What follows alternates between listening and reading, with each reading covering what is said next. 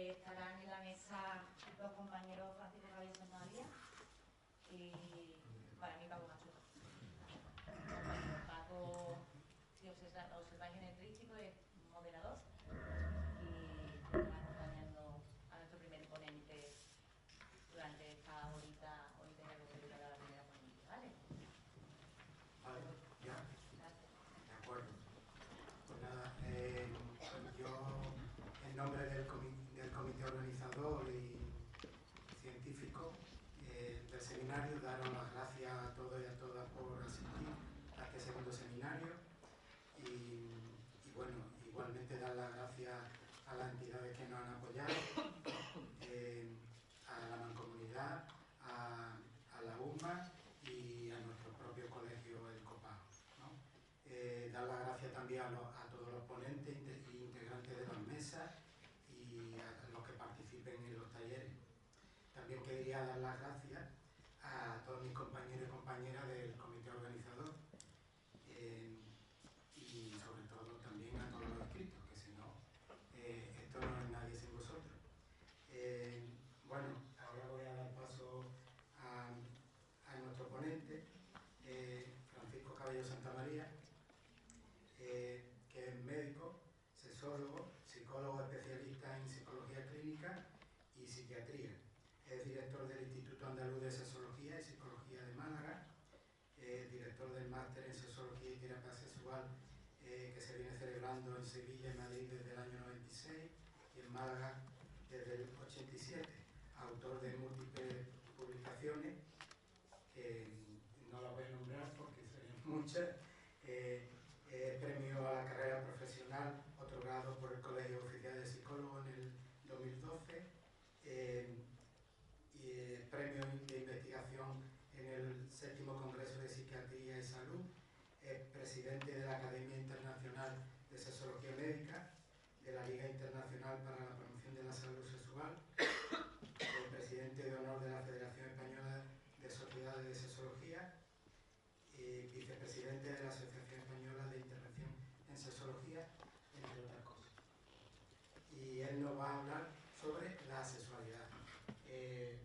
Tenemos hasta las 11:30, ¿no? Paco hará su intervención y cuando él considere conveniente, pues haremos una pausa para que intervengáis y hagáis las preguntas que queráis pertinentes. Sí. Hola, buenos días. Incluso me podéis interrumpir sobre la charla si se hace más ameno y así no es tan pesado. O sea, a mí me podéis interrumpir cuando queráis. Pues bien, muchas gracias, Paco. Suscribo todo lo que ha dicho la mesa de presentación. Agradecer al comité organizador que me haya invitado a participar en esta jornada y celebrar que sean las segundas y que el Colegio de Psicólogos, dándole una perspectiva científica, tenga bien a interesarte por este tema que es fundamental y está siempre denostado, que siempre queda en una parte como marginal. Y evidentemente para educar en la igualdad es imprescindible conocer la diversidad, ¿no?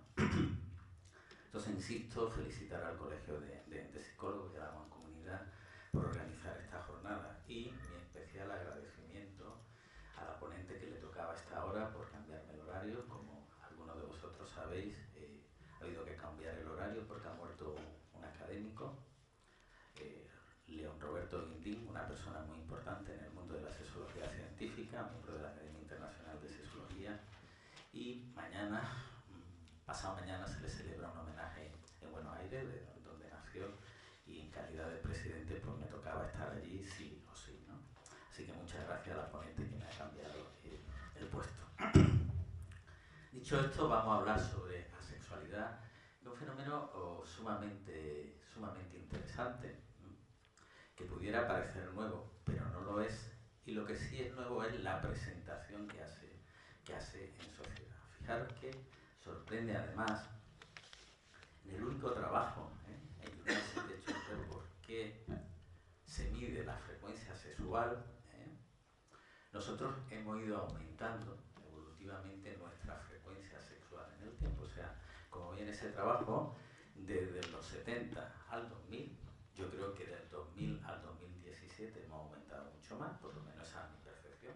No sé la percepción que tenéis vosotras y vosotros, pero los hombres hemos aumentado nuestra frecuencia sexual en un 21% y las mujeres la han aumentado en un 22%. En este proceso, donde tenemos la impresión de que cada día la sexualidad, la expresión de la sexualidad es más fácil, la expresión de la sexualidad tiene menos ataduras, el inicio de las relaciones sexuales es cada vez más precoz, donde los educadores sexuales, los educadores y educadoras sexuales siempre van a la cola. Es un trabajo sumamente difícil porque cuando les quieren explicar a los niños algo, los niños ya tienen un nivel de conductas y un nivel de interpretación de su sexualidad probablemente muy mitificada y muy sesgada, porque por desgracia seguimos con la asignatura pendiente de no tener educación sexual en la escuela. Educación sexual, se habla de transversalidad, y un tema importante, tan importante como el sexo, que tenemos desde que nacemos hasta que nos morimos, no puede ser transversal, tendría que ser una materia clara. Es terrible que en los tiempos que corren, ni en psicología, ni en medicina, o sea, en ninguna de las ciencias aplicadas al terreno de la salud, haya una materia concreta de sexualidad humana. O sea, es algo nefasto, no sé qué piensan las autoridades académicas sobre el tema. La cuestión es que nuestros niños, según Ackerman, nuestro no lo sé porque el trabajo es de Estados Unidos, el 90% de los niños y niñas con 10 años han visto porno. Y lo ven, el primer sitio para verlo es los colegios y a través de los smartphones presentados por los mayores. Entonces, la visión que tiene de la sexualidad nuestros jovencitos es terrible, porque no se ajusta a la realidad al no tener un punto crítico al lado. O sea, lo que decimos, la falta de educación sexual, porque la educación sexual, curiosamente, siempre ha habido un interés, especialmente por ciertas áreas políticas, de que tenías que ser una cosa íntima de los padres, de las familias, ¿no? La familia no enseña matemáticas porque no sabe, no enseña geografía porque no sabe, no puede enseñar sexología porque no sabe, saben de sexo, de su sexo, que a lo mejor no es ni bueno, porque cada una de dos parejas, casi una de cada dos parejas tiene además problemas sexuales, o sea que van a educar, ¿no? Y además porque nosotros venimos con una serie de atavismos históricos donde no podemos explicar la sexualidad desde un punto de vista igualitario, teniendo en cuenta toda la diversidad posible, etcétera, etcétera. Bueno, pues en este contexto, la frecuencia sexual va aumentando cada día más y viene un fenómeno que se pone de manifiesto en los últimos años, como vamos a ver a continuación, pero que ya antiguamente tratábamos. Fijaros, es uno de los monstruos del origen de la sexología como ciencia, Magnus Hirschfeld, el primero que en 1896 habla de asexualidad. Hirschfeld tenía un problema, es que era alemán y era judío, y eso era un problema en aquella época, como sabéis. De hecho, en homenaje a él, os pongo esta diapositiva, reunió 5.000 volúmenes de sexualidad en el Instituto de Ciencias Sexológicas de Berlín, al que tengo que deciros que al Instituto de Ciencias Sexológicas de Berlín, una de las personas invitadas honoríficas y perteneciente al instituto era nuestro querido Gregorio Marañón. O sea, porque en aquella época, en la Segunda República, España era un pez puntero en el tema de la sexología. De hecho, aquí se organizaron las primeras jornadas de pedagogía sexual de la historia, que las presidió Marañón siendo ministro. En aquel momento se llamaba de formación Fernando de los Ríos. Pues bien, como veis, el 6 del 5 del 33, las juventudes nazis entraron en el Instituto de Ciencias Sexológicas de Berlín. El 10 del 5 del 33 quemaron todos los libros y en el Instituto de Ciencias Sexológicas de Berlín queda ese monolito, bastante feo por cierto, en recuerdo de lo que fue la sexología científica en Europa, ¿no? Después de esa mención, la primera mención que se hace de la sexualidad la hace Kinsey. Kinsey es el autor, entre otras muchas cosas, de la famosa escala Kinsey, que divide a la gente entre hetero a homo en un gradiente de 0 a 6. En 0 estarían los totalmente heteros, por así decirlo, y en 6 los totalmente homo, una manera de clasificar. En el punto 3 pues estaría la gente que sería bisexual. Claro, en esta clasificación no le cabía para nada lo que él denominó grupo X, que suponía un 1% de las 16.000 personas que había estudiado, que no se definía de ninguna de las maneras, ¿no? Y entonces él le llamó grupo X a lo que hoy entenderíamos como asexualidad. En todo este tiempo, eso fue 1943, hasta la fecha pasaron muchas cosas, porque el interés estaba en el tema de la homosexualidad, ¿no? Fue el 15 de diciembre, este es el recorte del periódico, del 15 de diciembre de 1973, donde se desclasifica como enfermedad la homosexualidad. Y es un poco más tarde, en 1978, cuando se saca la bandera del arco iris, ¿no? Evidentemente, eso había sido precedido por lo que se llamó el fenómeno del Stonewall, en Greenwich Village, allí ese barrio donde vive Woody Allen, existe todavía el centro donde el colectivo gay se enfrentó por primera vez a la policía porque querían ser echados de un bar gay, ¿no? Y eso dio origen al nacimiento del orgullo, ¿no? Eso fue en 1969, en 1978 se hizo la bandera reivindicativa porque evidentemente la homosexualidad, por desgracia debido a la intensa homofobia que yo creo que en España tenemos en mejor posición. En Estados Unidos, aunque fueran punteros, sigue habiendo más homofobia que aquí. En Estados Unidos hay una cosa que me parece terrible, por ejemplo en Manhattan hay un instituto rosa, ¿no? O sea, donde hay una high school donde todos los niños y todas las niñas son o gays o lesbianas. Y hay guías de teléfono rosa, o sea que si se me desafina el piano, me lo afina un afinador de piano gay. Si se me rompe el coche, voy a que me lo arregle. O sea, lo que me parece más contrario a la aceptación de la diversidad y a la igualdad, ¿no? Pues bien, los gays, probablemente no seguro por su insistencia, por su defensa, por sus reivindicaciones, pues consiguen acceder al matrimonio, y en los modelos científicos que se intenta estudiar la homosexualidad, la evolución y demás, en el modelo de Stone sigue apareciendo la asexualidad. Kinsey no la menciona, Stone la menciona, y luego alguien que no tiene nada que ver con la psicología, esta señora, Paula Nurius, profesora de trabajo social de la Universidad de Washington, hace un estudio sobre sexualidad, ella que no tiene el foco en estos temas, y encuentra que hay gente que se define como asexual, y dice que los asexuales eran ligeramente, leo textualmente, lo que dice su trabajo, más propensos a tener problemas depresivos y baja autoestima, ¿no?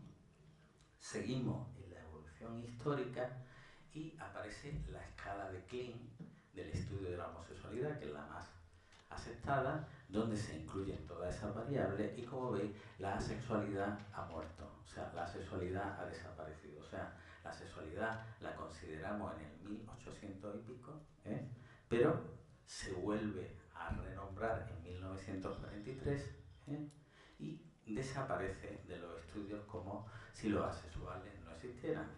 Luego, la evolución social, vamos evolucionando y hacemos una deconstrucción de las sexualidades periféricas, aparece la teoría queer, ahí de asexualidad no se habla para nada. Vienen nuevos movimientos como el movimiento Bro-Yo.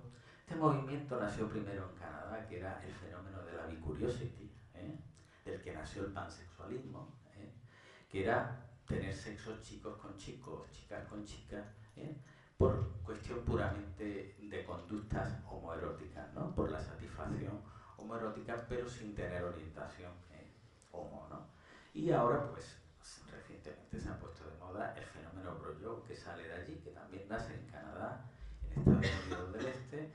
Bro, la primera sílaba de hermano, de brother, y yo, la última sílaba de sexo oral, que supone un 3,5% de la población, según este autor, que son chicos que salen y si encuentran, dependiendo de cómo esté el ambiente, pues terminan en la cama entre ellos, como una forma más de expresión de la sexualidad, ¿no? Esto conforma parte, una sucesión de la pansexualidad. Ya sabéis que el 8 de diciembre es el día de la pansexualidad, que serían todos aquellos que en el argot, todos aquellos alosexuales que pueden tener sexo independientemente de la orientación, independientemente de si son cisexuales o no, ¿no? Bien. En todo este contexto, lo que más se ha resaltado en los últimos tiempos, vemos muchos medios de comunicación, es la sexualidad, ¿no? La sexualidad nace en los tiempos modernos, ya digo que aunque el término venía de antes, había desaparecido de la literatura científica y no científica, aparece cuando este autor escribe Mi vida como una ameba. Entonces escribe un texto donde se siente asexual y un señor bastante brillante, David Jay, escribe un blog en YouTube. En 2001 es un experto en informática que llama El paraíso de la ameba humana. Este es David Jay. Y entonces con él nace el principal impulsor de AVEN, ¿no? Asexuality, Visibility and Education Network, ¿no? Que es la sociedad que agrupa en este momento alrededor de 180.000 asexuales, ¿no? Dentro del mundo asexual, pues existen sus divisiones y tal, ¿no? Y lo más importante, lo más cool sería ser asexy. Es una persona sexy, asexual, ¿no? Entonces, sería dentro del grupo de asexuales un punto relevante. Esto se ha extendido por todo el mundo, de tal manera que en Japón, en el sistema de salud, está empezando a ser considerado un gran problema porque lo que llamamos juventud herbívora japonesa, que son japoneses asexuales, pues suponen ni más ni menos que el 36,1% de la población en el país del mundo con el índice de fertilidad más bajo. O sea, por eso el sistema de salud se está preocupando por la asexualidad allí. Sabéis que Japón es un país para nosotros raro, y yo creo que para ellos también, ¿no? Porque Japón, tú vas a un bar que pone piano bar, y bueno, te supone a un señor tocando, a una señora tocando el piano, que va en una especie de puticlub. Dice club de jazz, entra y es otro puticlub. Pero sitios, o va a un supermercado, y van las madres con los niños, los padres con los niños, y hay una cortina negra donde pasa y está todo lleno de televisiones con porno manga. O sea, raritos son, por lo menos para nosotros, ¿no? Entonces te encuentras con cosas extrañas. Esos sitios, esos piano bar, clubs de jazz, etcétera, y cuando no tiene otro nombre, pero es un karaoke, ¿no? Es la diferencia, ¿no? Entonces te encuentras que son sitios donde los japoneses salen de trabajar y se encuentran con chicas que les cuentan chistes verdes, o sea, no es que tengan sexo entre ellos, pues igual se acercan de forma sexual, le cuentan pues bromas verdes que a costa de comprar unas copas que me imagino que serán más caras. O sea, pongo en este contexto porque la sexualidad de los japoneses es muy peculiar. Curiosamente, cuando se pasan cuestionarios de calidad de vida a las parejas del mundo, las que puntúan mejor son las parejas japonesas e indias residentes en Estados Unidos, porque viene otra característica peculiar de los japoneses, Aproximadamente el 62% de las parejas japonesas siguen siendo elegidas por los padres, o sea, no son elegidas por amor. Entonces, en este contexto, o hago porque a lo mejor esas costumbres tienen mucho que ver, pues resulta que un 36,1% de los jóvenes japoneses, pues se han considerado asexuales, ¿no? Además se reúnen y, ¿qué digo yo? Está lloviendo, ¿no? Y se reúnen en una plaza y van todos con un paraguas blanco, o van todos vestidos todo igual, ¿no? Es una cosa peculiar, ¿no? Un movimiento peculiar. Pues bien, tenemos la parte más extrema de la sexualidad, que es, tenemos sexuality.org y tenemos eunuch.com, que si os metéis en internet veréis que no sale nada porque una jueza exactamente americana ha conseguido que Google quite esta página, que eran los asexuales extremos que se castraban para no tener sexualidad. Entonces tenían una página en la cual no tiene nada que ver con la identidad, sino gente que para no tener sexo se castraba. Entonces salía un vídeo en su página de cómo castrarse con el menor daño posible, ¿no? Entonces un juez la ha quitado de la corriente, pero existe eunuch.com, que de hecho hay un artículo que recoge todos los pensamientos de este grupo, que os lo recomiendo, en un Journal of Sexual Medicine de hace un par de años. Pues bien, como hemos visto, la gente asociada en el mundo asexual tiene una bandera y tiene subdivisiones internas, subsecciones, como son los grisexuales y los demisexuales, ¿no? Que a su vez tienen una bandera distinta, por eso he puesto anterior, tienen una bandera un poco menos gris. Los bisexuales se definen como asexuales que tienen sexo solo en condiciones muy concretas, en condiciones muy especiales. Y los demisexuales serían aquellos que tienen sexo solo con personas de las que están enamoradas. Cosa que por otra parte le pasa a mucha gente, ¿no? O sea, si hacemos una estadística de demisexuales, a lo mejor muchas y muchos de aquí somos muy demisexuales, ¿no? O sea que, pero bueno, estas son sus secciones de la Asexuality, Visibility y An Education Network, ¿no? ¿Cuáles son los principios que ellos y ellas defienden, ¿no? Y que los podéis ver, es muy útil meterlo en la página de ellos, recomiendo meterlo en sexuality.org, en la página de AVEN, porque ahí está toda la evolución que han seguido y demás, y ellos defienden la no atracción sexual, el no tener, dicen que no tienen ni miedo ni asco a las relaciones sexuales. Sabéis que la gente que no tiene nunca sexo pueden tener un deseo sexual hipoactivo o una aversión al sexo.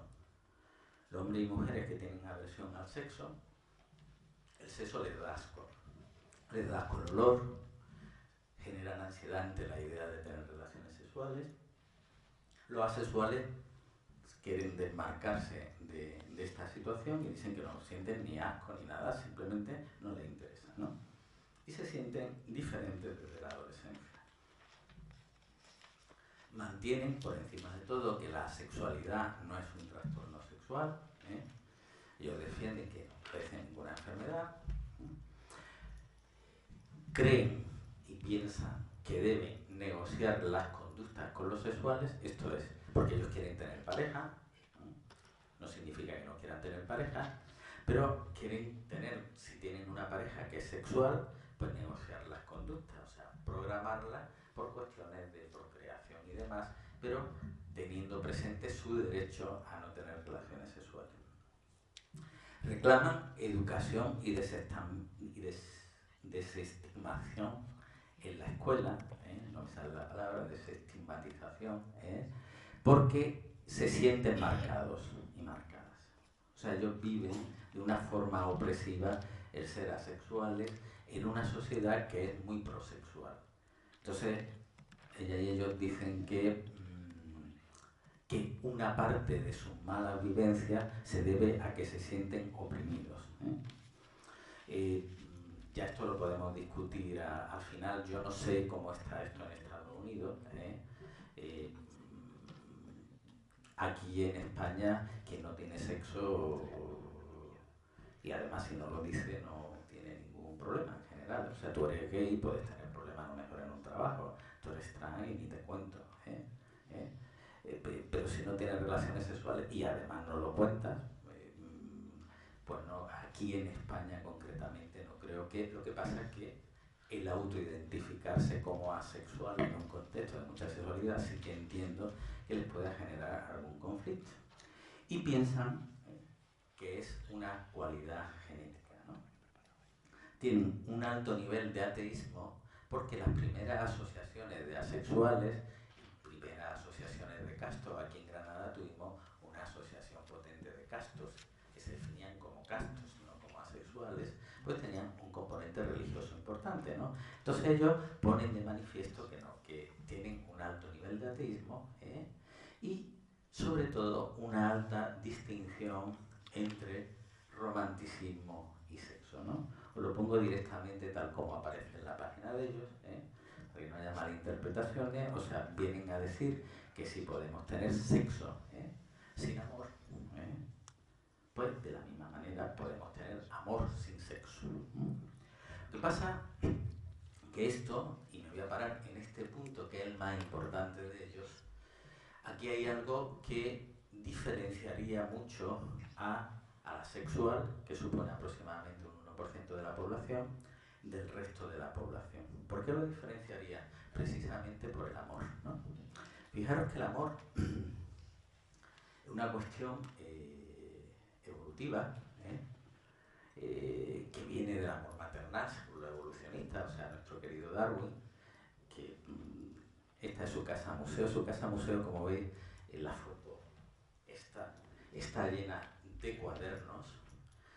Darwin era un gran obsesivo, como sabéis, lo copiaba todo, lo apuntaba todo, de ahí sacó la teoría de la evolución de las especies, ¿no? Entonces él, en uno de esos cuadernos que hay ahí, escribe 10 páginas completas sobre las desventajas de tener pareja. Esto Darwin, no. Y media página sobre las ventajas de tenerla. Darwin se enamoró de una prima suya, de una prima hermana suya, se casó con ella y tuvo 10 hijos, ¿no?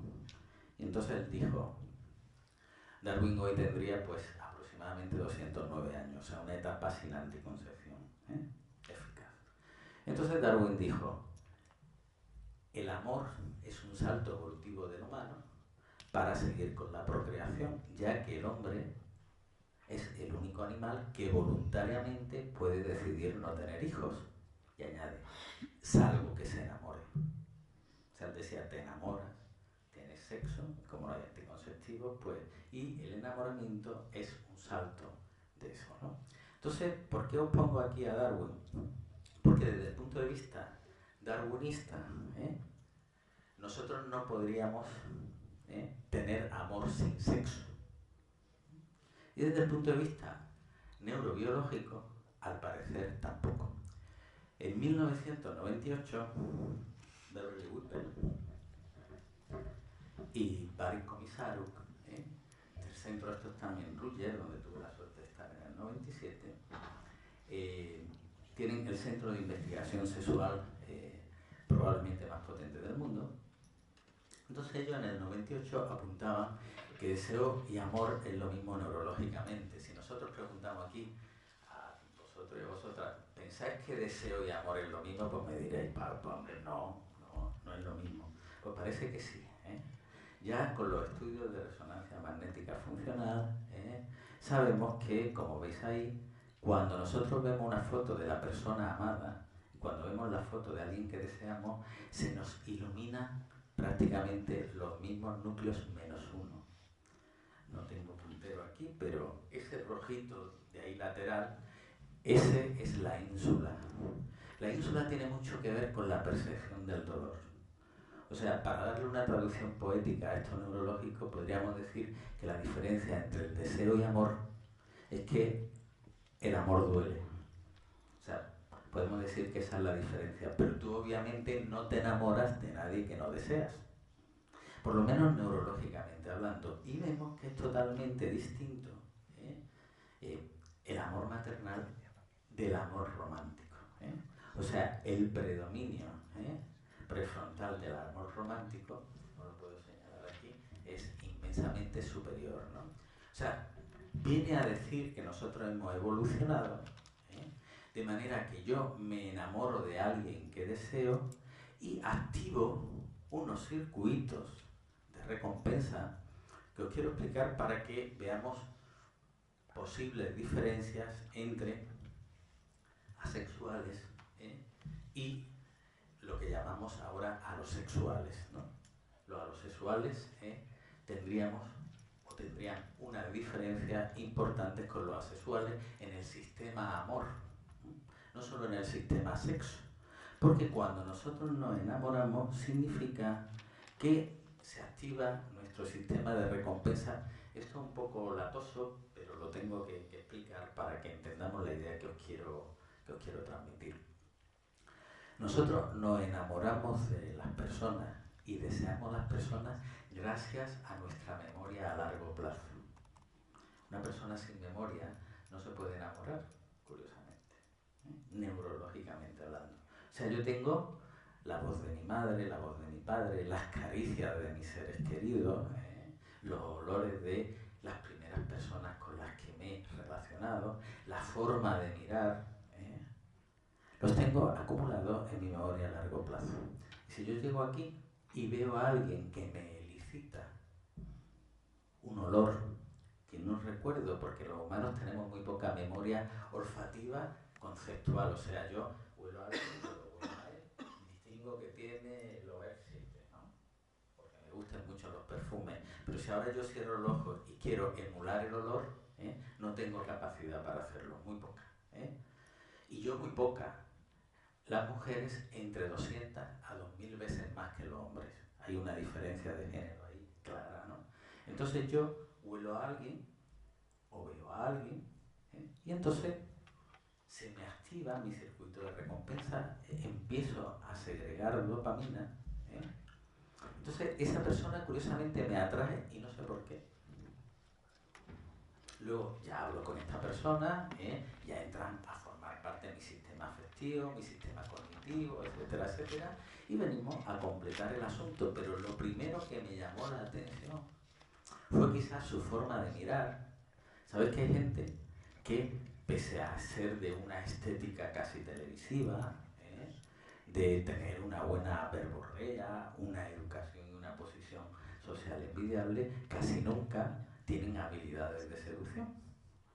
A pesar de que hablan bien y tal, nunca tienen, siempre hay gente que tiene esa dificultad, ¿no? Probablemente esa dificultad se da si cuando va a interactuar con alguien va con gafas de sol. Porque probablemente está transmitiendo con la mirada. Os pongo a modo de ejemplo. Nosotros tenemos lo tengo para pintar. Nosotros tenemos nuestros ojos, los nervios ópticos se cruzan en el quiasma óptico, llegan a la zona occipital. Nuestra zona occipital identifica la mirada, ¿no? Y dice, bueno, pues tiene una camisa negra, una chaqueta negra, un pantalón de color rojizo, yo lo interpreto, ¿no? Pero si tengo una hemorragia cerebral, yo ya tengo una ceguera cerebral, no veo nada, no puedo identificar nada, ¿no? Pero a la altura del quiasma hay 4 núcleos, las cutículas, que están en pleno cerebro emocional, donde el estímulo visual llega 0,25 milisegundos antes, ¿no? Si por ejemplo ahí en esa puerta hay un león con una reja y yo tengo una ceguera cervical, a mí no es que me acerque allí, yo no sé que hay un león, pero mis cutículas, mi visión emocional está detectando que ahí hay un peligro. Mi visión emocional es la que hace que alguien me mire y sin yo saber cómo me mira, me está transmitiendo seguridad, me está transmitiendo que para mí es un puerto de refugio, está licitando mi memoria a largo plazo de otras miradas que me han echado, y me está haciendo que me sienta bien. Eso pasa con prácticamente todos los sentidos. De manera que la gente que no se activa ante ningún estímulo es gente que está desde pequeñita muy traumatizada, ya sabéis, los miles de estudios a costa de los niños huérfanos y demás, o sea, no tienen memorias incentivas de placer, que es como las denominamos, acumuladas en su memoria a largo plazo, porque nunca han tenido estímulos a los que recordar. O tienen un corte para activar, o sea, un freno de alguna manera, o no tengo nada en la memoria, o sea, tengo el almacén vacío, o tengo el almacén lleno, pero no tengo la conexión adecuada. De manera que me miren como me miren, se huela como se huela, no logra pasar a la memoria para activar mi circuito de recompensa. Quiero decir con esto que en el ámbito asexual, si se enamoran, no están poniendo en marcha los mismos mecanismos que conectan con las memorias incentivas de placer para desencadenar toda la respuesta del deseo, ¿no? Al mismo tiempo, cuando a mí se me activa esa memoria a largo plazo, este señor es Sir Henry Dale, le dieron el premio Nobel por descubrir una molécula muy tonta, muy simple, la oxitocina, 9 aminoácidos, ¿no? Y él pensaba que eso servía para parir, y de hecho servía para parir, para contraer el útero y demás. No se imaginaba lo que supone la oxitocina, lo que supone la oxitocina a nivel cerebral y a la hora de formar un vínculo. ¿Qué significa? Que disminuye la ansiedad y desconfianza hacia el otro, que facilita la mirada a los ojos, cosa importante. Insisto mucho en la mirada porque la mirada es fundamental en el proceso de activación, ¿no? Mejor recuerdo de los rostros, comunicación más positiva. Cada ítem de estos está hecho con un diseño experimental distinto, ¿no? Entonces, la cuestión es que nosotros sabemos que si yo veo a alguien que reúne unas ciertas características, se me pone en marcha el circuito de la dopamina, al mismo tiempo se me pone en marcha el circuito de la dopamina, también se me pone en marcha si yo tengo sed y veo aquí el agua. Este estímulo me haría tener ganas de beber. No es un estímulo necesariamente agradable, pero cuando va con un componente erótico, se me pone en marcha también el sistema de la melanocortina, que no se me activa al ver el agua, sino se me va a activar, ya he dicho antes, los olores, la visión, etc. El sistema de la melanocortina a nivel de los receptores M2 va a producir dopamina, óxido nítrico. Para que lo entendamos, el óxido nítrico es morbo, el óxido nítrico neuronal. Y entonces esa necesidad de agua además me va a dar placer. Entonces algo pasa en nuestras diferencias que, porque no se detecten las pistas o porque el sistema sea distinto, no se me pone en marcha el sistema de recompensa de la dopamina con la melanocortina, que inmediatamente activa el sistema de la oxitocina. Sé que esto es un rayazo, pero quiero explicarlo para que veamos esa diversidad, esas diferencias, ¿no? Y esto, la liberación de la oxitocina, va a generar un vínculo de apego, va a facilitar un vínculo de apego que va a hacer que me sienta bien, ¿no?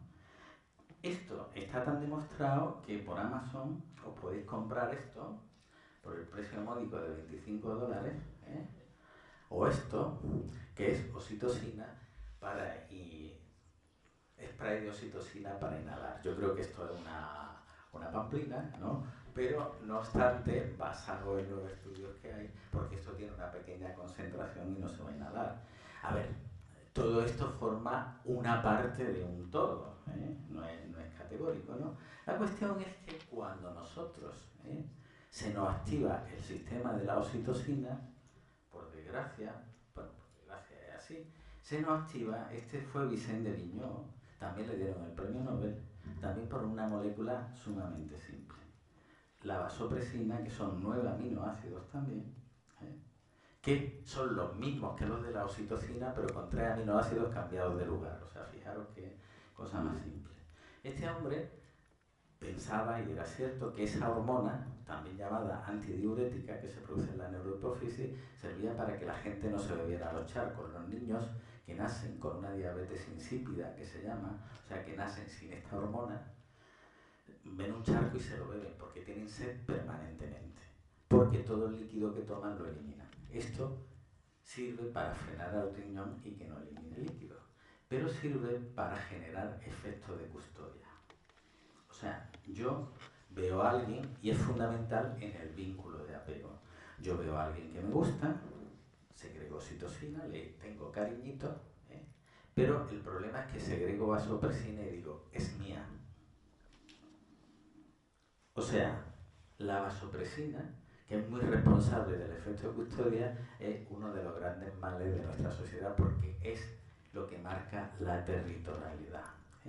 Como eso lo sabemos muy bien, fijaros, ya os podéis comprar, lo tenemos en la página, está hasta en español si se quiere, hay un subtipo del gen AVPR1, además esa molécula depende de solo un gen, el AVPR1A, que se detectó en el 2003 cuando se terminó con el mapa genético. Pues nosotros podemos hacer un análisis a nuestras parejas y ver si son negativos en AVPR1 la sesión RS3. La gente que es negativa en esa, ya sabéis que ni vínculo ni nada. Esto no. Por eso Helen Fisher, que la habéis visto en muchos programas de televisión y que tiene la compañía de formar parejas más importante del mundo, en Estados Unidos, en Nueva York, que está considerada la empresa, ya lo podéis meter en internet para verlo, pues te hacen una batería de test para ver el ajuste que tienes con tu pareja y por supuesto te hacen la analítica pertinente de AVPR1A para ver si tienes capacidad de generar vínculo o no. Una cosa que supone la liberación de vasopresina es que si yo veo a alguien que me genera deseo, que me genera pasión, libero, ya digo, la dopamina, la melanocortina, libero la oxitocina, libero la vasopresina, con lo cual ya es más mía, aunque sea un encuentro puntual. En el momento en que a ti alguien te encanta, en el momento en que a ti alguien te encanta, ya te molesta que alguien interfiera en esa situación. Aunque sea que he salido esta noche a ligar. Pero en el momento que la vasopresina se activa, entra en efecto custodia y justamente se activa también el sistema opioide que suelta nuestra morfina natural cerebral que facilita el vínculo de apego y entramos en el amor romántico, ¿no? El amor romántico consiste en que la serotonina me baja y fijaros, la serotonina es la responsable del sistema de saciación, o sea, si yo bebo mucho, se me quita la sed, libero serotonina. Si a mí me dan inhibidores de la recaptación de serotonina, o sea, la fluoxetina, sertralina, citalopram, escitalopram, no sé si me queda alguno, sí, la fluvoxamina, si me dan, me queda uno, la paroxetina, si me dan alguno de esos fármacos yo inhibo la recaptación de serotonina y pierdo el sexo. Pero cuidado, no solo mejoro el ánimo y pierdo el sexo, sino pierdo capacidad amatoria. O sea, algunos profesionales con mejor o peor criterio, llega un chico con eyaculación precoz a un servicio de urología y le dan inhibidores de la recaptación de serotonina. Evidentemente le retardan la eyaculación porque se quejan de eyaculación precoz, pero le están inhibiendo incluso su capacidad de enamorarse. Entonces, lo que vengo a decir es que si yo me enamoro, bajo los niveles de serotonina. Y los niveles de serotonina bajos significan pasión. Todo este es el argumentario neurobiológico de si yo me enamoro, alguna vía distinta hay para que a mí no se me active el sexo. Porque cuando yo me enamoro, las condiciones bioquímicas son las adecuadas para tener un fuerte impulso sexual. Cosa que cambia si aumento el sistema de saciación, o sea, si aumento el sistema de la serotonina. De hecho, el amor romántico típico, que hemos estudiado en psicología todos, que es el sistema de Sternberg, decíamos que amor era un triángulo donde en un ángulo estaba la intimidad, en otro ángulo estaba la pasión y en otro ángulo estaba el compromiso. Por tanto, si solo tenemos intimidad y compromiso, ¿qué tenemos? Pues somos unos buenos amigos. Si yo elimino la pasión, pues nos quedamos con esto, con una excelente amistad, ¿no? No obstante, vamos a ir a los trabajos que tenemos. Hablar de la sexualidad no tiene mucho mérito porque si uno hace una búsqueda bibliográfica estructurada, tan solo hay 42 publicaciones científicas en Journal Citation Reports, o sea, te la puedes leer en un rato, ¿no?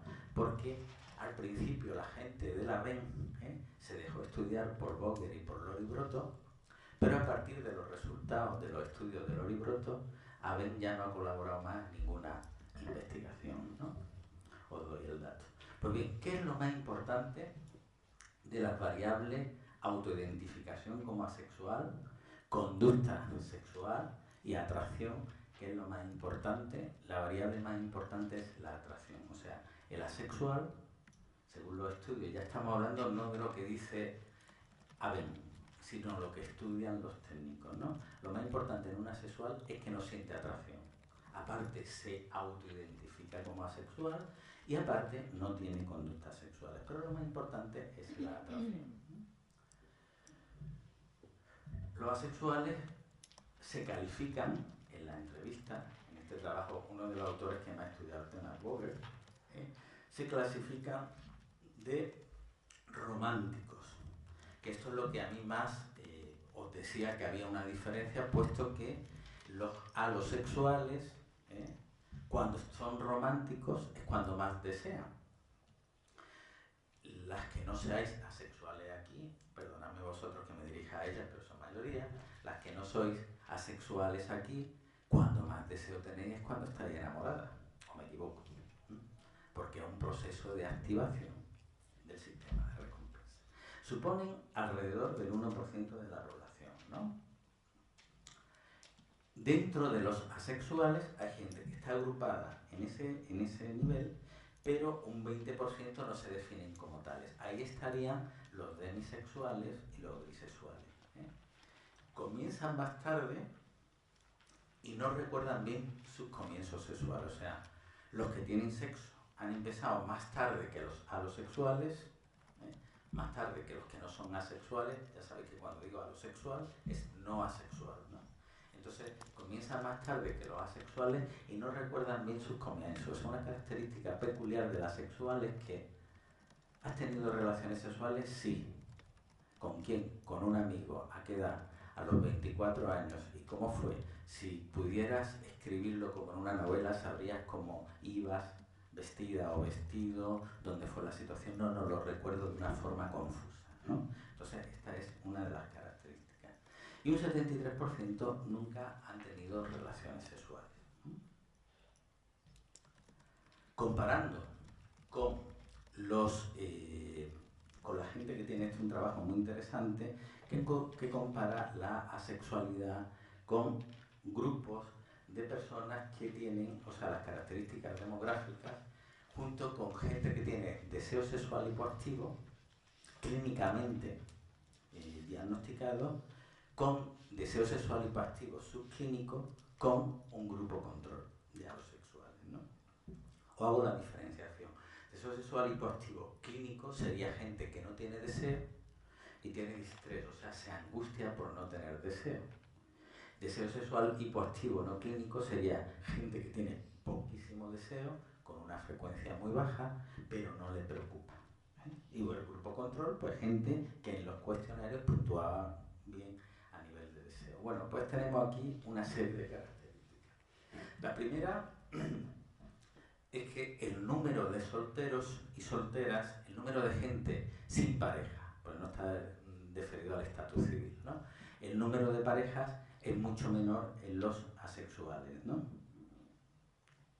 En este se me ha olvidado comentar que un dato importante diferencial es que en los sitios donde había diferencias significativas es en la edad de inicio de la menarquia. Las chicas asexuales empiezan la menarquia, o sea, su primera menstruación más tarde. Generalmente salieron diferencias significativas en el trabajo, una muestra de, tampoco es de 195 personas. Generalmente las asexuales eran más bajitas y tenían más problemas menstruales y globalmente más problemas de salud. Salían esas diferencias significativas con el grupo control.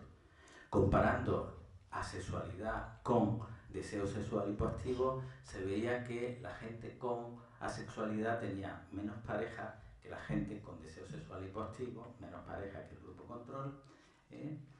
Y una cosa que es fundamental y que es lo más importante que quiero que retengáis, es que la gente asexual no tiene problemas por no tener deseo, mientras la gente con deseo sexual hipoactivo se siente mal por no tener deseo.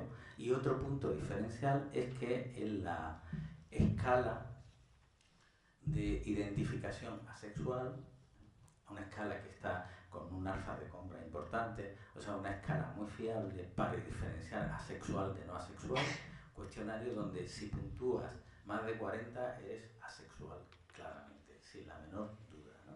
Bueno, pues por supuesto la gente, bueno, por supuesto en el trabajo salía que la gente con deseo sexual hipoactivo, patológico, la gente con deseo sexual hipoactivo, no clínico y los grupos control, pues puntuaban todos por debajo de 40, mientras que los asexuales pues puntúan por encima de 40. O sea, ese era otro rasgo diferencial y, como insisto, muy importante el tema del estrés, ¿no?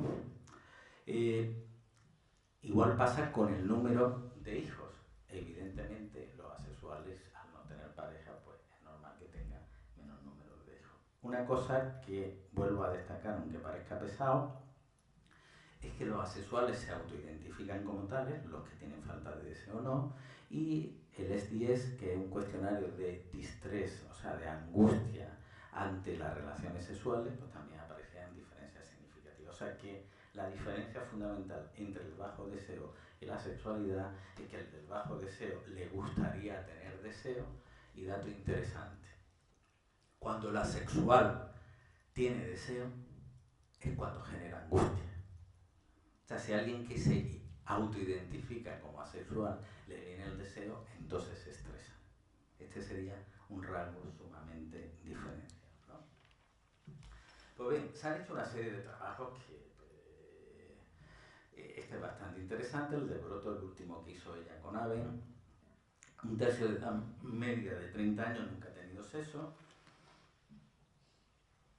Cuando practican sexo manifiestan no sentir atracción por la pareja, y el aumento del deseo correlaciona, como he dicho, con el incremento del distrés.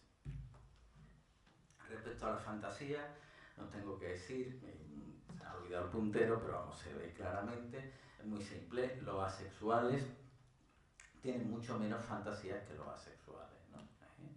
Y entonces, incluso los asexuales hombres sí tienen diferencias significativas con las asexuales mujeres. O sea, los asexuales hombres tienen más fantasía y tienen diferencias significativas con las asexuales mujeres, ¿no? Respecto a la masturbación, pues evidentemente se masturban mucho más los sexuales que los asexuales, y hay todo tipo de correspondencias, ¿no? También los asexuales hombres se masturban más que las asexuales mujeres, se masturban menos que los asexuales hombres, ¿no? Y luego hay una serie de, ya sabéis que cuando se ponen a estudiar cosas, pues estudian cosas pues incluso ridículas. Ahora las voy a poner aquí porque me piden, habla de asexualidad y os pongo todo lo que hay. Pero este es un trabajo sobre comparando los hombres asexuales con los no heterosexuales y con los heterosexuales respecto al manejo de la mano izquierda, ¿no? Como veis ahí, hay un predominio que yo creo que será fruto, igual es fruto del azar, porque como veis la muestra es 59, es un trabajo con un nivel de evidencia de 3, no da para más, pero resulta que los asexuales, hay que ver, invertir en estudiar estas tonterías me parece... Pues bueno, pues resulta que los asexuales son más zurdos que los no heterosexuales y que los heterosexuales, ¿no? Y las mujeres asexuales tienen diferencias significativas, curiosamente, con las heterosexuales, con las no heterosexuales, y las no heterosexuales, o sea, aquí salió de carambola que las mujeres lesbianas presentaban diferencias significativas con las no lesbianas en cuanto al uso de hacer zurdas, ¿no? O sea que... Y luego otra cosa muy simpática, el número de hermanas mayores Pues resulta que, fijaros, algunas veces por el afán de publicar nos metemos en unas cositas de lo más simpáticas, ¿no? Esto de hacer currículum es simpático, ¿no? Bueno, pues resulta que los asexuales tienen más hermanas, os lo resumo porque esto no merece la pena, ¿no? Tanto los asexuales hombres como los asexuales mujeres tienen más hermanas mayores que los no asexuales. Bien. Ahora entramos en la parte psiquiátrica del asunto, ¿no? Y en la parte sexológica. Cuando se pasan cuestionarios de disfunciones sexuales, obviamente una sexual puntual todas. Claro, si yo me defino como asexual y sigo que no tengo atracción y me pasan el Female Sexual Function Index, que es un cuestionario para ver el nivel de deseo, el nivel de excitabilidad, pues evidentemente sale patológico en todo, pero una cosa muy relevante, el asexual no tiene angustia por ello, con lo cual no tiene ningún problema. Bien. Habría que diferenciarlo de la evitación sexual porque sí es cierto que cualquier disfunción sexual conlleva esos niveles que veis ahí de evitación. En el vaginismo un 65%, la disfunción eréctil un 55%, en la eyaculación precoz un 56,8%, por ahí un trabajo de un japonés, Talabu, que habla que la evitación sexual se da en un 70% de los casos con cualquier otra disfunción. ¿Qué pasa cuando ponemos un fotopletismógrafo vaginal a las mujeres asexuales? Pues vamos a ver, un fotopletismógrafo vaginal es como un Tampax que se introduce en la vagina y mide la amplitud del pulso vaginal, mide la temperatura y algunos que llevan láser miden hasta el consumo de oxígeno, ¿no? Entonces, a través del fotopletismógrafo podemos saber el nivel de excitabilidad, ¿no?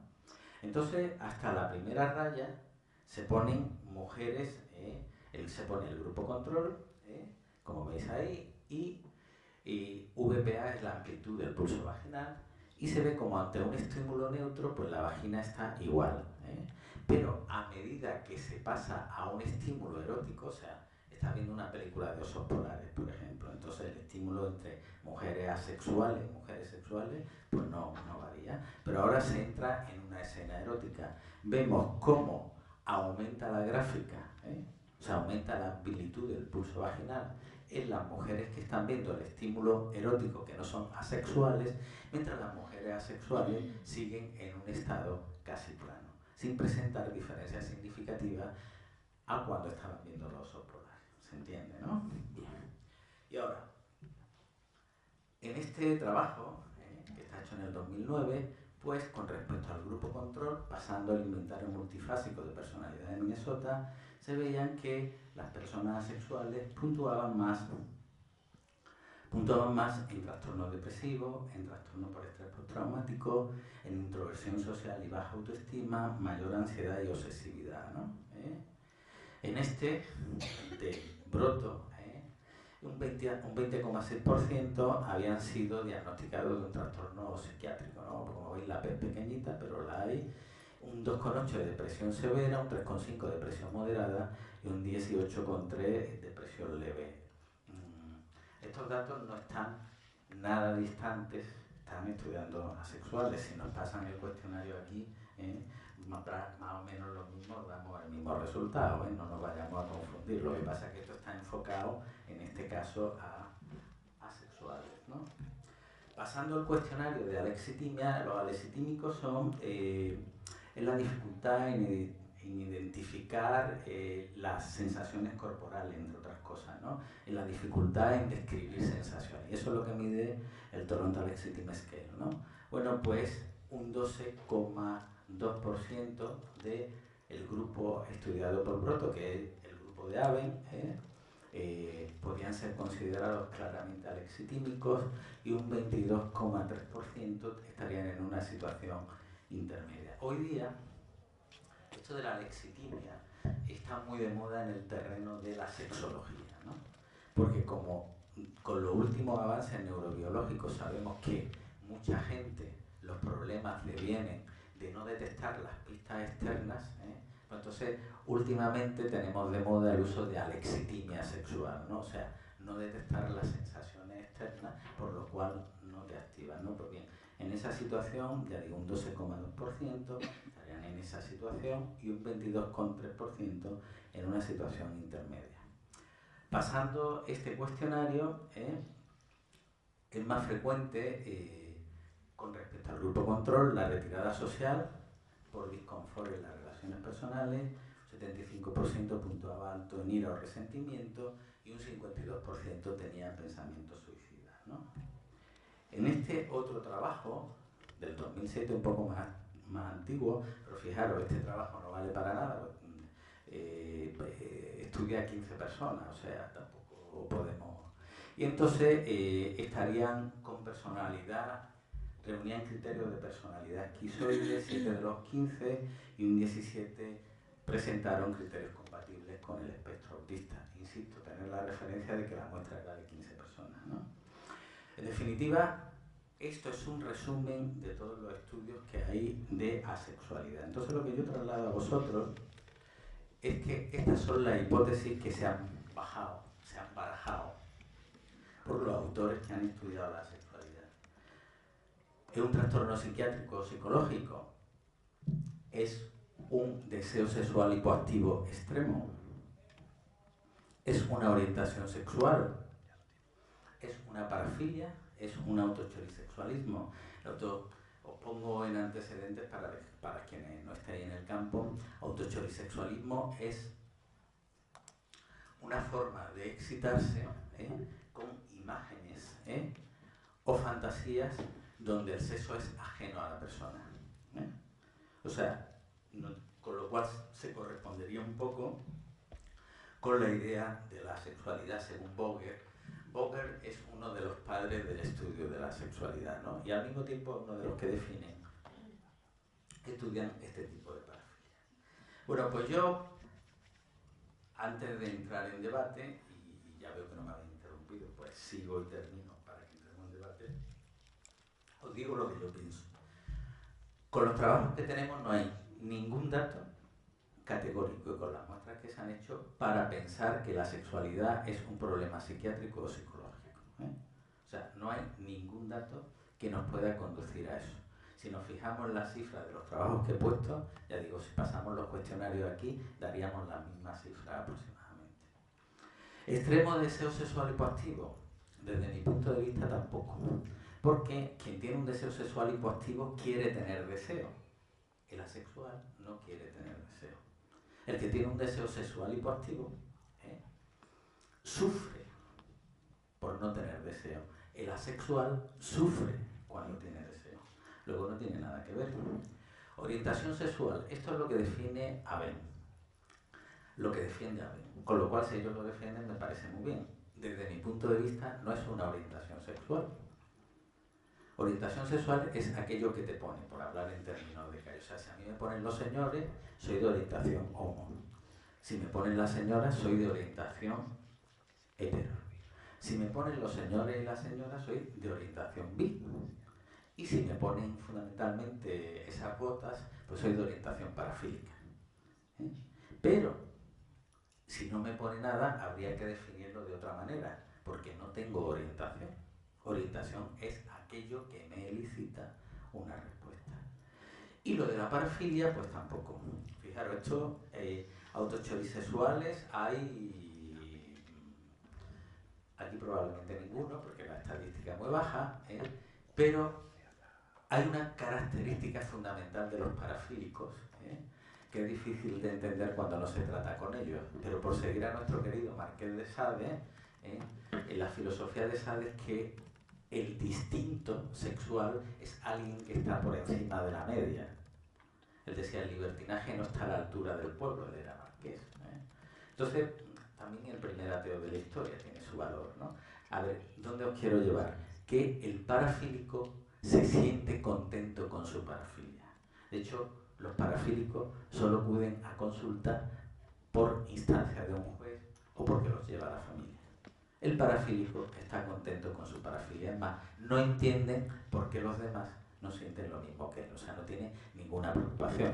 Nunca vaya a haber una bandera de un parafílico, una manifestación de un parafílico defendiendo su parafilia. Entonces, pues yo considero que que la sexualidad evidentemente no es una enfermedad, es una expresión distinta. Lo que sí probablemente sea la sexualidad es un problema de salud. Yo no he hecho deporte nunca. ¿Eh? Todos mis amigos hacen deporte. Entonces yo un poquito de complejo tengo.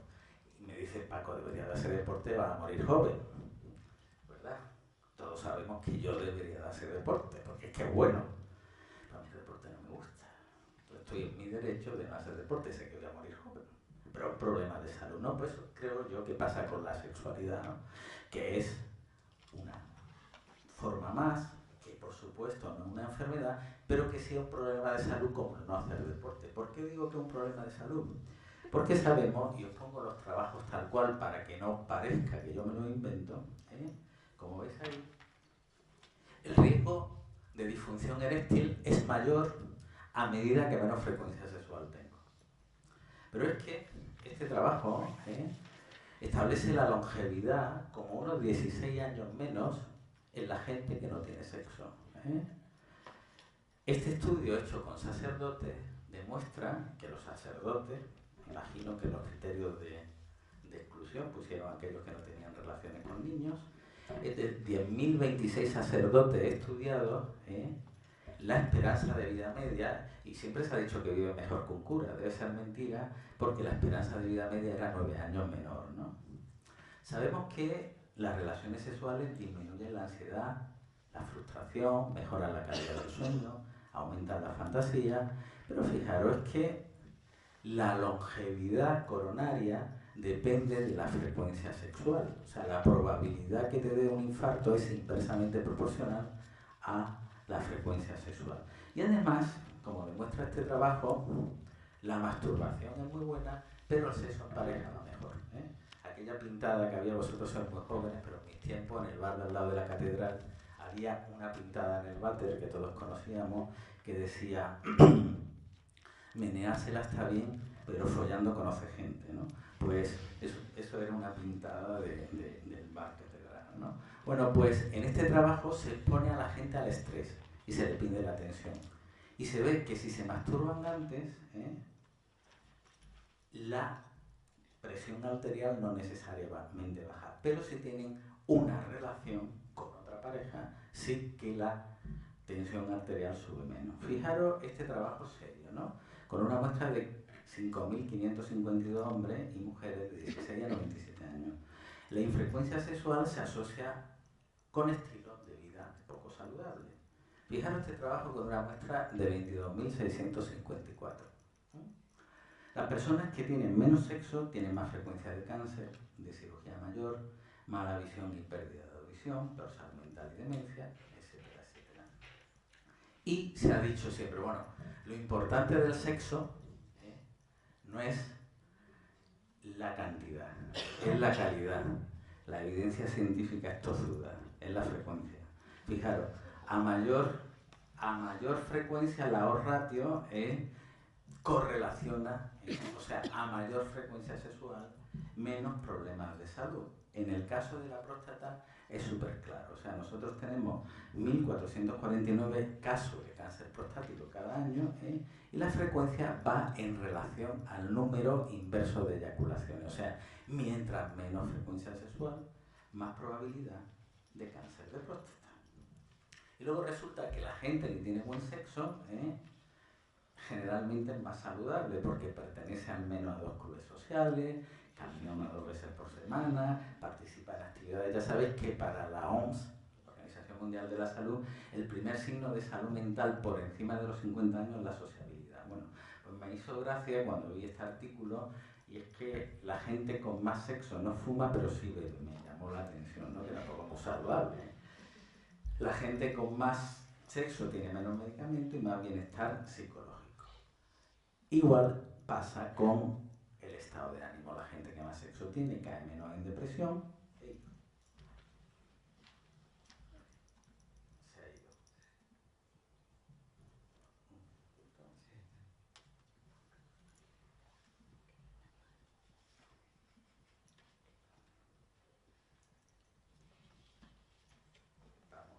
si reconectamos.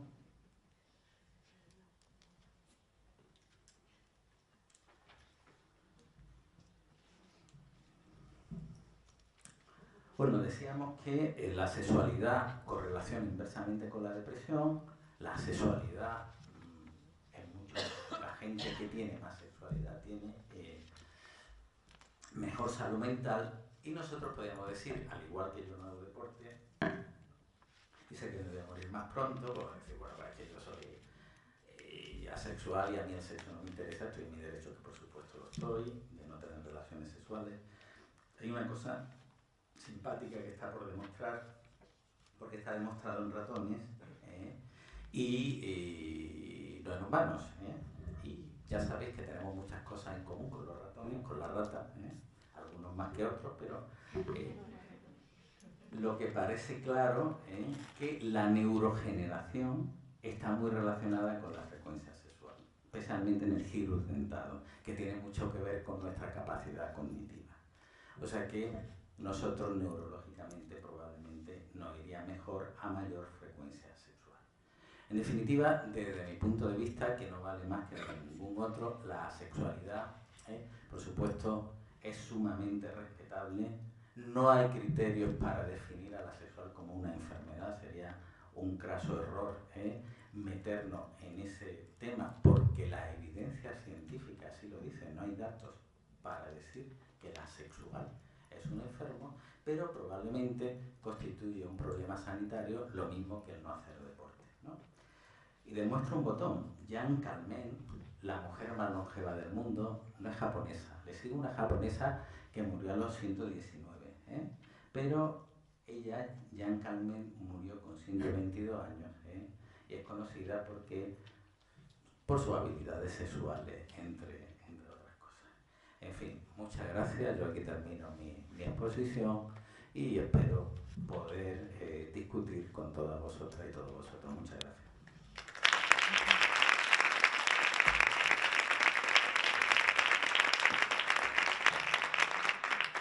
Bueno, muchas gracias, Paco. Creo que hemos aprendido bastante sobre la sexualidad. Y bueno, tenemos 15 minutos para lo que queráis preguntar o debatir. Venga, animaros.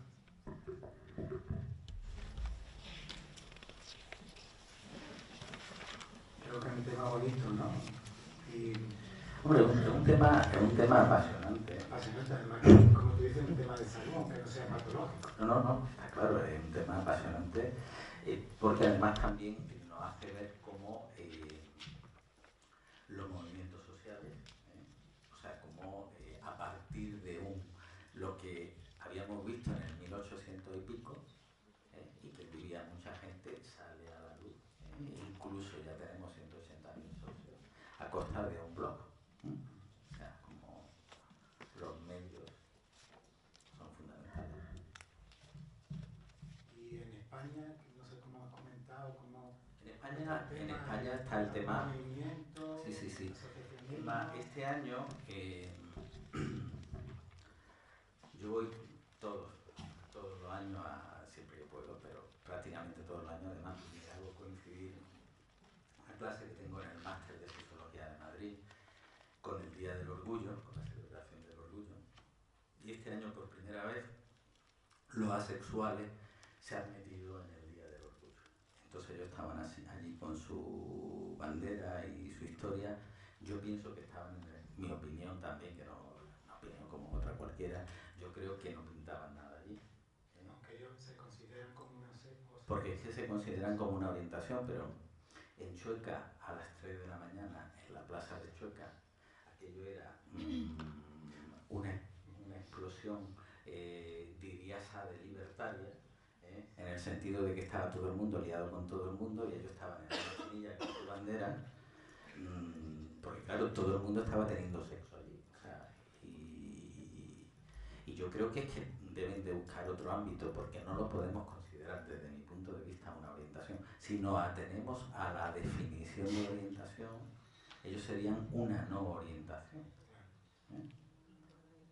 O sea, nosotros en clínica, y me voy ahora al terreno de la clínica, nos llega a consulta a veces, no es muy frecuente, pero Por ejemplo, señor de 43 años, apuesto, formación universitaria, muy educado, lo que sería un dandy, ¿no? Y él, su demanda de consulta es, mire, yo en mis 43 años he dado un beso a una chica. ¿Por qué no me atrae la chica? He pensado que soy gay, así que me he ido al ambiente gay. No me ponen los chicos. Entonces dice, ¿qué me pasa? Entonces hay una preocupación, la gente que sufre. Evidentemente, este individuo no es clasificable como asexual, porque él quiere tener sexo. De hecho, se masturbaba prácticamente a diario, ¿no? Con una fantasía en concreta. Os cuento que este señor se masturbaba viendo corte de una película que se llamaba La Pasión de China Blue, película bastante mala que me tuve que ver a costa de eso, y que es de una chica que era una empresaria de la industria textil que por las noches se transformaba en prostituta, ¿no? Y él veía cortes y se masturbaba viendo esos cortes, ¿no? Punto. Y se masturbaba a diario, o sea, era una visión obsesiva. Y este hombre obviamente no es asexual, quiere. Los asexuales apenas se masturban, muy poco, este se masturbaba a diario, este quiere tener sexo. Lo que pasa es que podemos definir como que tiene poca adherencia a la orientación. O sea, hay un grupo de hombres y mujeres en esta gran diversidad que tenemos que no son ni muy homosexuales, ni muy heterosexuales, ni muy bisexuales, ni muy nada. O sea, la orientación no la tienen muy adherida o aprehendida, ¿no? Pero quieren. La diferencia con el asexual es que el asexual no tiene esa atracción, se autoidentifica como asexual y por tanto, hemos dicho aquí, lo repito 1000 veces porque es un rasgo diferencial, cuando tiene deseo es cuando sufre porque no quiere tenerlo, se quiere mantener fuera del sexo y como quieren tener pareja, porque también quieren tener pareja y quieren incluso tener hijos, quieren que se visibilizarse para poder negociar con el halo sexual. O sea, yo soy asexual y soy asexual y me enamoro de ti y tú eres alosexual, pues entonces yo quiero que me conozcas bien para poder decir, mira, vamos a tener relaciones sexuales una vez al mes o 2 veces al mes, pero es que yo te adoro, me llevo muy bien contigo, eres la persona que más me llena, me comunico muy bien y quiero vivir contigo. O sea, ese sería uno de los puntos de defensa básicos de los asexuales, la negociación con el alosexual, y es uno de los motivos por los que ellos quieren la visibilización y empoderarse como asexuales. Muy bien. ¿Alguna preguntita?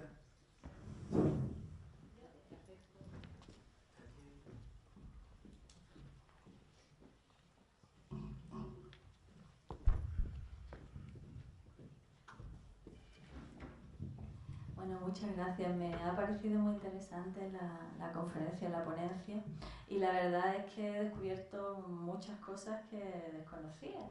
Me voy de aquí con más conocimiento de lo que entré, ¿no?, en esta sala. Pero al hilo de todo lo que se ha estado diciendo, del magnífico resumen que nos ha hecho de lo que se sabe sobre la sexualidad, yo me pregunto si no estaremos construyendo nuevos cajones. Es decir, si ahora no estamos construyendo cajones para identificar frecuencias. Es decir, el cajón este de frecuencias es el que tú tienes que, al que tú te tienes que amoldar, ¿no? Entonces, claro, ¿qué pasa? Porque en una sociedad hipersexualizada como la nuestra, ¿no?, sería interesante también ver cuál ha sido ese proceso, ¿no?, de hipersexualización. Pues el cajón que estamos construyendo en cuanto a la frecuencia es un cajón pues, muy definido. Y todas las personas que se salgan de ese nuevo cajón de frecuencia pues van a ser considerados como no normales. no normales siguiendo, bueno, esa curva, ¿no?, de la normalidad. Ahí tenemos que estar todos, y los que no estemos ahí, pues entonces ya no somos normales, no formamos parte de esa normalidad, y eso significa muchas cosas. No formar parte de la normalidad significa pues eso, que tienes problemas de salud, que es lo que un poco es. Pasa lo mismo con el tema del deporte, ¿no? Una sociedad que fomenta el deporte, entonces si tú no haces deporte, mucha gente en su vida no ha hecho deporte y ha vivido 90 años.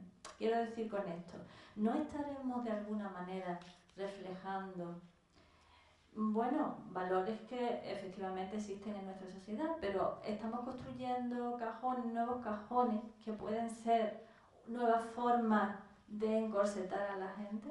Esa es un poquito la reflexión que yo... Mira, muchas gracias por tu reflexión, porque estoy totalmente de acuerdo. Me gustó mucho la presentación que hiciste de la mesa con tus peines y tus cajones, porque muchas veces lo que estamos haciendo es crear cajones nuevos. O sea, no hemos salido de los cajones prototípicos, hemos empezado a hablar de diversidad, entonces hemos creado unos nuevos cajones, y nosotros tenemos un terrible defecto como sociedad, que son las banderas, lo estamos viendo en España ahora, que es la necesidad de identificarse. Y caemos en un concepto, me vaya a perdonar, un concepto totalmente marxista, que es el concepto de reificación, ¿no?, que consiste en clasificar al personal, o sea, cosificar al personal y clasificarlo. Entonces, si hay un cajón de asexuales y yo tengo pocas ganas, o el sexo no me interesa, que aparte de estar en mi derecho, no es ninguna patología, yo me encajono en la sexualidad y voy y me manifiesto y saco una bandera. La mayoría de la gente, yo creo que un signo de salud, o sea, que el ideal, para mí no tiene ninguna validez científica, el ideal, ¿cuál sería para mí? Pues que no existiera una bandera gay. Mientras existe una bandera gay, es que hay marginación al gay. Mientras hay una bandera sexual, es que la sexual se tiene que empoderar. A ver, lo ideal es que no haya bandera, porque no haya esos cajones. Que atendamos la diversidad, que la tenemos que estudiar, insisto, porque para educar en igualdad yo parto del presupuesto de que hay que conocer la diversidad, pero es que nuestra manía por reificar y clasificar a la gente, que claro, para los estudios científicos no queda más remedio, ¿no? Pero imaginaros uno de los estudios que he puesto, que clasifica a la gente en poco deseo no patológico, deseo patológico, control y asexual. Ya el trabajo de por sí, la filosofía del trabajo es absurda. Ya no os cuento los trabajos que he puesto de si mano izquierda, mano derecha. Eso ya es para morirse, ¿eh? Entonces, estamos reificando porque necesitamos construir, en el momento en que ha salido mi vida como una ameba, en el momento que ha salido una asociación, en el momento que hay una bandera, el mundo científico estudia y clasifica. Lo peor no es que clasifique el mundo científico, que lo podemos denostar. El problema es que ya se autoclasifica a la gente. Entonces, en el campo de la sexualidad, cabe la posibilidad que en ese cajón, como tú dices, se meta mucha gente, que se prive de un montón de historias, de un montón de posibilidades vitales, que renuncie a esas posibilidades en base al proceso identitario, que es a identificarme como asexual, porque a mí lo que me parece dramático, ¿sabéis qué es lo que me parece? Opinión personal, ninguna validez, recomendación en el mundo científico. Lo que más me parece dramático de los asexuales es que sufran cuando tienen deseo. Eso es lo que me parece dramático, no me parece nada lo demás. Porque no le gustan los toros, no va a los toros. Ahora, que sufran cuando tienen deseo, cuando tengan deseo, pues si quieren tener relaciones que las tengan, o que no las tengan, pero que no sufran, porque el deseo es innato, es una cosa natural, que venimos con esa predisposición. Como tú dices, si sufren porque tienen deseo, es porque ya se han identificado. Ya han entrado en el cajón. Claro, han entrado en el cajón y no se quieren salir del cajón porque tienen que renunciar a un colectivo. Exactamente. Tienen que renunciar a la identidad. estos problemas no quiero hablar de política, vamos, la cuestión es que fijaros que lo que estamos viendo con Cataluña es un trastorno de identidad. O sea, hay unos señores que necesitan identificarse con un trapo, aunque el trapo que se ponen delante de la cara le impide ver el horizonte, ¿no? Como dijo no sé quién, ¿no? Entonces, gente que está sufriendo, tú ves las manifestaciones en Cataluña, gente dolida, triste, tal, porque su identidad no se le está respetando. Y es un proceso psicológico interesante, porque cuando tú coges una afiliación, cuando te has metido en ese cajón, ya, es el cajón de catalán.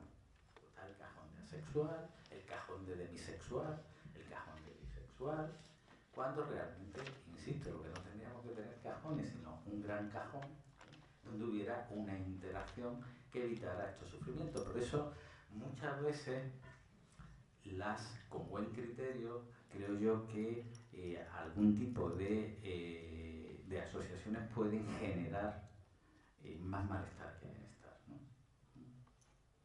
Ahora, de todas formas, está de moda. La gente, los swingers, la gente que hace intercambio de pareja, pues nunca han defendido, pues si queremos que se sepa que somos intercambiadores de pareja, que somos parejas liberales, nunca han defendido, nunca se han asociado, tal. Bueno, pues en 2015 han sacado una bandera. O sea, están de moda las banderas. Es una bandera muy bonita. Es cierto que la bandera no es reivindicativa, y ellos así lo dicen, sino indicadora de que ese es un sitio swinger, pero ya estamos encajonados. Banderas tienen mucho peligro. No, opinión personal, ¿no? Yo personalmente, bueno, la exposición, una maravilla. Gracias. Bueno, la exposición una maravilla, verdaderamente creo que la sexualidad es una gran desconocida y crea mucha frustración, sobre todo para las personas asexuales, como bien se ha comentado. Toda esa frustración puede crear también una base de odio también hacia las personas alosexuales. O sea, se puede llegar a generar algún tipo de frustración al ver una vida teóricamente convencional en otras personas y ellos no llegar a esa idea que ha sido una construcción social. Sin duda, a ver, un proceso identitario conlleva siempre un rechazo y minusvaloración del resto. O sea, para lo que sirve el empoderamiento de la asociación y de la bandera es para de alguna manera sentirte superior. El caso extremo eran los de eunus.com, que definían cómo castrarse, porque consideraban que la sexualidad, los extremos, los del EUNUS, consideraban que la sexualidad era una cosa muy animal, muy baja, que nosotros estamos por encima de eso, que tenemos que trascender del sexo porque el sexo es muy malo, por eso me castro. Entonces, evidentemente cuando tú entras en ese proceso identitario siempre conlleva una minusvaloración del otro, porque ese es el empoderamiento que hace, claro. Bueno, a raíz de esto, perdón, no sé si tengo que Sí. Bueno, a raíz de esto, con respecto también a todos los odios y frustraciones que se generan, en sociedades donde la sexualidad se ha visibilizado más, no sabemos si es que es por seguramente la forma social o la forma de vida que tienen, como Japón, que estamos indicando un 36%. En ese sentido, ¿qué podría pasar o qué pasaría si la sociedad teóricamente empieza a ver o empieza a hacer que la sexualidad sea una de las fichas de cambio, ¿no? del modelo social o del modelo vivencial, ¿no? O sea, la forma de vivir dentro de la sociedad? Pero, por ejemplo, Japón es un país que verdaderamente parece que está hipersexualizado y llega un momento que aparece un rechazo social. Ese rechazo se puede ver más como una sexualidad real o como un rechazo hacia la sexualidad. Yo creo que hay un componente de miedo. Pienso que hay un componente de miedo en esa sociedad hipersexualizada que yo voy a estar en desacuerdo la mayoría. O sea, probablemente nuestra sexualidad no está hipersexualizada, Nuestra sexualidad lo que tiene es un sexo muy desvalorizado. A ver, la sexualidad es una manera de expresar la intimidad. Lo que pasa es que aquí la sexualidad está muy cosificada y tradicionalmente, si cogemos una perspectiva de género, en un sentido de dominación, como un intercambio de poder. Pero eso que va cambiando para mal. A ver, te lo voy a resumir. Yo recomiendo a todos y a todas un libro que se llama La ética promiscua. Porque nosotros deberíamos de tener probablemente compartir más sexualidad, pero con un sentido de valores, donde nadie abuse de nadie, donde nadie esté por encima de nadie, y entre un botellón o una orgía, yo prefiero la orgía, a nivel ideológico. Una orgía con sus condoncitos y sus cosas no nos machacaría la cabeza de nuestros jóvenes. No, que tienen el botellón y después tienen el sexo sin saber con quién, sin generar el mínimo lazo afectivo, sin que eso tenga una transmisión de valores de ningún tipo. Un sexo totalmente cosificado como el que aparece en el porno, donde un señor abre una puerta y no han pasado 3 segundos y hay una señora haciéndole una felación. Y se convierte en una geografía de orificios, ¿no? Venéis que entran por distintos agujeros. Y luego, eso es lo que la sexualidad que se transmite a nuestros jóvenes. Hay un 9% de chicas de 13 años que han hecho tríos. O sea, a mí no me parece mal que hagan tríos, o sea, pero es que hacen tríos por cuestiones de poder. A mí me traen a consulta una chica, yo este ejemplo lo pongo mucho porque es un reflejo de lo que pasa en la sociedad actual, de la pérdida de valores del sexo, y quiero que esto de la pérdida de valores del sexo se me entienda bien. El sexo no utilizado como una muestra de amistad e intimidad, sino como muestra de poder. Me traen a una niña, a Juana, con 14 años, que está en el baño del colegio, en el lavabo, y le está contando a una amiguita suya que le ha hecho felaciones a todos los niños de la y le quedan 2 del B. Y entonces lo escucha una chica del bachiller que está en el váter dentro y se lo dice a la jefa de estudio a los padres me traen a la niña a consulta. Como siempre que viene una menor a consulta, pues paso a los padres primero, la madre llorando, mi hija una ninfómana, que hemos hecho mal, tal y que bueno, bien. Me pasan a Juana. Digo, Juana, ¿a ti te gusta mucho el sexo? Y dice, no, a mí no. Bueno, le pregunto, ¿por qué te han traído aquí? Dice, no sé. Yo creo que te gusta mucho el sexo. Y dice, no, a mí no, yo soy virgen. Yo tendré sexo cuando tengo un novio. Pero a ti te gusta mucho hacer felaciones.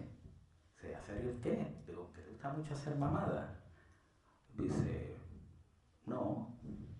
Digo, pero me dicen que ha hecho mucha mamada. Dice, eso sí. Dice, a mí no me gusta, les gusta a ellos. Todos me deben favores. Es una situación exclusiva de poder, que es lo que hemos convertido el sexo. Una situación donde el rol de tengo mucha facilidad. Se nos ha multiplicado el vaginismo por 1000. El vaginismo es ahora la segunda causa de consulta por disfunción sexual, cuando yo, que llevo 31 años de clínica, era la 4ª causa, hace 31 años. Bueno, pues ahora es la segunda. ¿Por qué? Porque las chicas empiezan las relaciones sexuales por cuestiones de poder, no por deseo. Por cuestión de que lo han hecho las demás chicas. Y entonces el sexo tiene 3 componentes, el drive, el wish y el motivo. O sea, el impulso, que es totalmente neurobiológico, hormonal, el aspecto cognitivo, el tener ganas, pero a nivel psicológico, y el motivo que sería todo el anclaje psicológico, ¿no? Pues entonces, muchos niños y niñas empiezan el sexo por las ganas, por la cuestión de liderazgo, por estar a la altura de sus pares. No porque tengan el impulso, ni el motivo, ni el anclaje psicológico. Entonces acceden a un sexo malo que le va a traer consecuencias negativas. Entonces, ¿estamos hipersexualizados? No. Estamos con mucha frecuencia de conductas sexuales inapropiadas, y carentes de lo que es, empecé la charla, carentes de educación sexual, que es lo que nos hace falta. Ahora yo tengo la consulta llena de chavales, digo chavales desde 14 a 35 años, ¿no?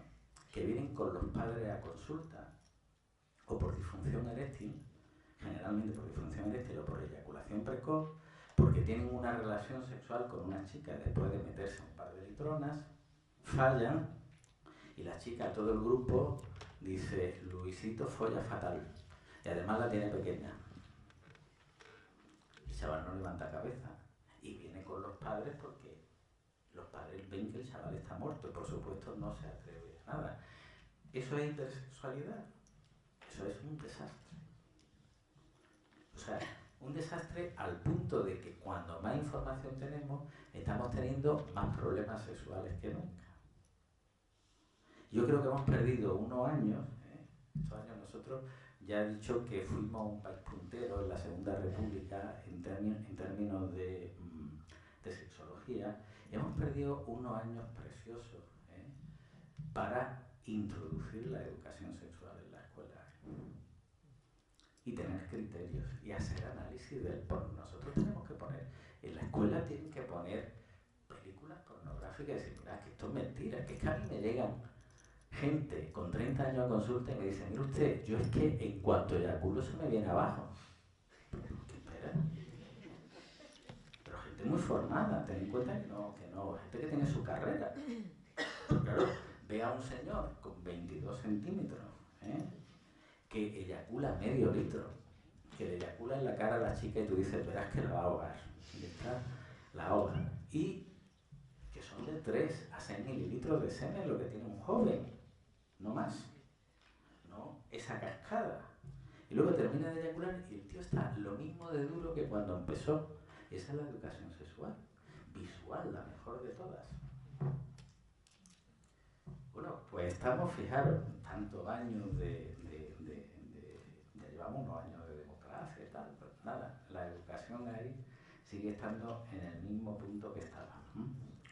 Así yo espero que de estos foros al menos salga un poquito la inquietud de presionar o de ver que, por cierto, hay una ley que se promulgó en el anterior gobierno y que sigue vigente en este, donde dice en la página 4, la ley de salud sexual y reproductiva, donde dice: se garantizará la educación sexual.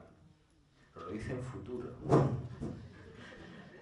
No sabemos ese futuro cuándo llegará, porque sería algo tan simple, fijaros, sin hacer una gran inversión, con que la gente que estudia en las facultades de Ciencias de la Educación tuviera formación en sexualidad. Ya empezaríamos de alguna manera. Y por supuesto en todas las ciencias aplicadas de la salud, ¿no? Pero ahí estamos. Tenemos que ir terminando, Paco. Lo siento, podríamos estar horas contigo aprendiendo muchísimo de sexualidad, y si hacemos un tercer seminario vamos a contar contigo, ¿no? Porque creo que ahí queda materia que tratar, ¿no? Pues nada, gracias Paco y gracias a vosotros, y tenemos hasta las 12, ¿no, Charo? Hasta las 12 un cafelito que nos van a invitar aquí fuera, ¿vale?